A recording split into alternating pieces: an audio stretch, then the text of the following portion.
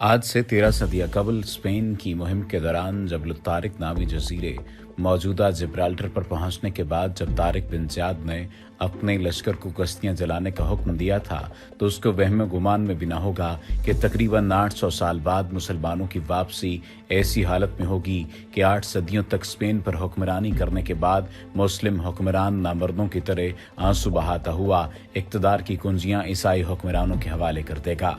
जी हाँ, बात हो रही है स्पेन के आखिरी मुस्लिम हुक्मरान अबू अब्दुल्ला की, जिसने आज से 527 साल कबल 2 जनवरी 1492 को गरनाता का इक़्तिदार मलका इज़ाबेला और शाह फर्डिनेंड के हवाले करके स्पेन में सदियों पर मुहीत अज़ीमुश्शान मुस्लिम इक़्तिदार के खात्मे पर मोहर सब्त कर दी थी।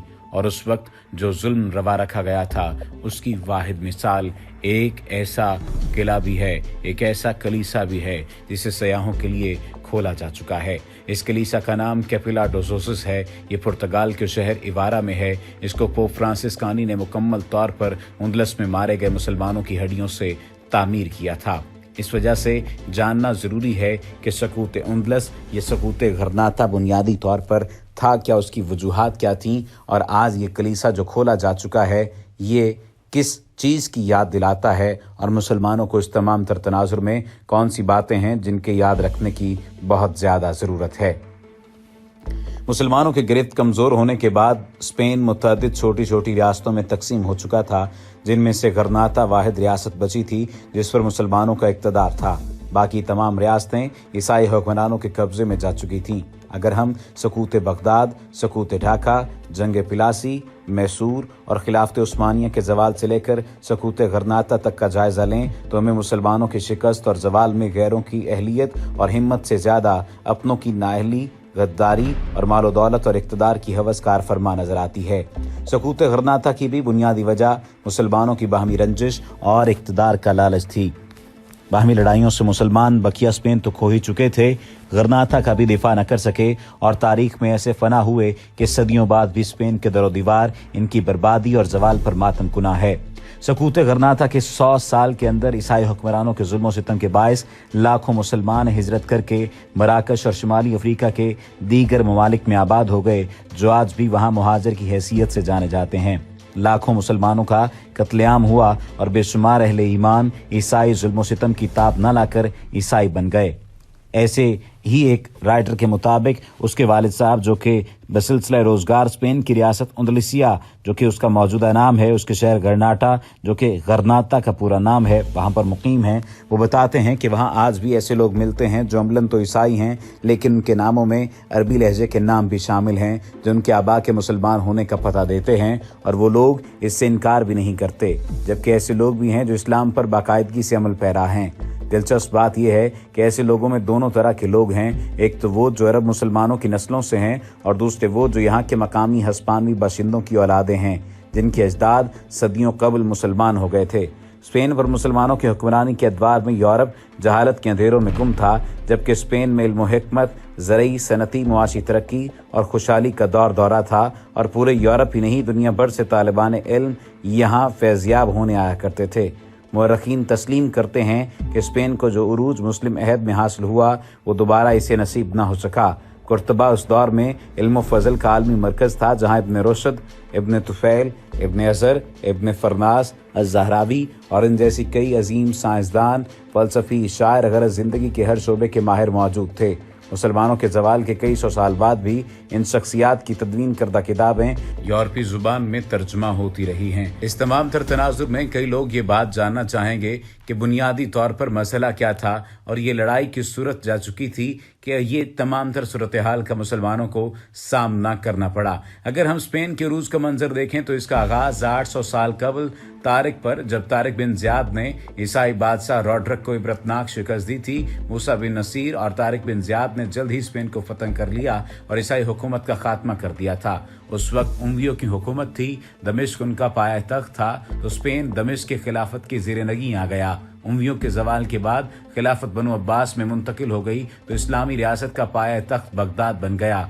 उंदलस का हुक्मरान उमवी शहजादा अब्दुर्रहमान अद्दाखिल बिन गया और वक्त गुजरता गया, हुकूमतें बदलती रहीं। उंदलस के मुसलमान आहिस्ता आहिस्ता मजबूत से मजबूत होते गए। उंदलस आलम इस्लाम के लिए इल्म हुनर का मरकज़ बन गया। उसने अपने तालीमी दौरे उरूज में अल-फाराबी, इब्न रुशद, अबुल कासिम अज़-ज़हरावी और इब्न हज़म जैसे उलमा और फजला पैदा किए। फिर वक्त पलटा, मुसलमानों के उरूज को जवाल आने, फिर कुदरत ने यूसुफ बिन तासफीन की सूरत में अहले उंदलस को संभलने का बेहतरीन मौका दिया, मगर मुसलमानों के अपने किरदार की वजह से जवाल उनका मुकद्दर बन गया था।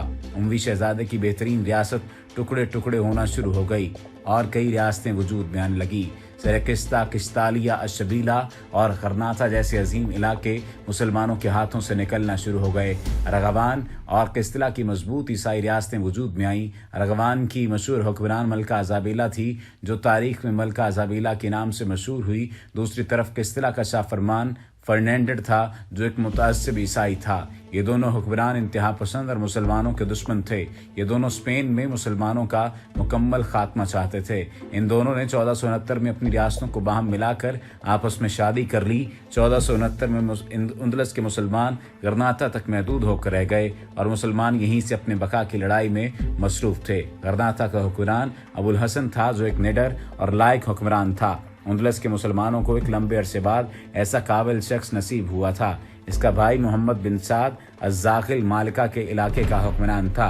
जब उसने महसूस किया कि ईसाई इन दोनों भाइयों में फूट डलवाना चाहते हैं, तो उसने गरनाता आकर अपने भाई के हाथ पर बैत कर ली। यूं अबुल हसन ताकतवर हो गया। जब फ्रेंडेड ने अबुल हसन से खिराज मांगा तो उससे तारीखी अल्फाज कहे। गरनाता के टकसाल में ईसाइयों को देने के लिए सिक्कों की बजाय अब फौलाद की वो तलवारें तैयार होनी हैं जो इनकी गर्दनें उतार सकें।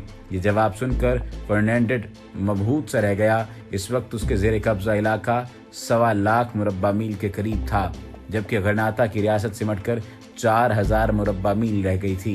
ये मुख्तसर सा रकबा भी ईसाइयों के लिए तकलीफ का बायस था। वो मुसलमानों का मुकम्मल खात्मा चाहते थे और उन्होंने अबुल हसन से फैसला कुन जंग का इरादा किया। आखिरकार गरनाता के सरहदी मकाम पर अबुल हसन और फ्रेंडेड का टकराव हुआ। अहले गरनाता क़ुव्वत और तादाद के एतबार से ईसाइयों से कमज़ोर थे। मुसलमानों ने उंदलस के दिफा के लिए सर तक की बाजी लगा दी। तारिक बिन ज़ियाद की याद ताज़ा करते हुए फ्रेंडेड को शिकस्त फाश कर दी। अभी अबुल हसन वहीं मौजूद था कि उसके वलीअहद अबू अब्दुल्ला ने बगावत कर दी और गरनाता के तख्त का मालिक बन बैठा। ये जहाद में मशगूल मुसलमानों के लिए बुरी खबर थी। अहले उंदलस अबुल हसन के क़यादत में स्पेन के लिए निशात सानिया का ख्वाब देख रहे थे। उधर अबुल हसन को मजबूरन मालिका में पनाह लेना पड़ी। मुसलमान इस नाजुक वक्त में गरनाता का दिफा कर रहे थे और अबू अब्दुल्ला की इक़्तिदार की हवस ने गरनाता को 2 टुकड़ों में तकसीम कर दिया। दूसरी तरफ ईसाइयों को मुसलमानों की हालत में मजीद हौसला मिल गया।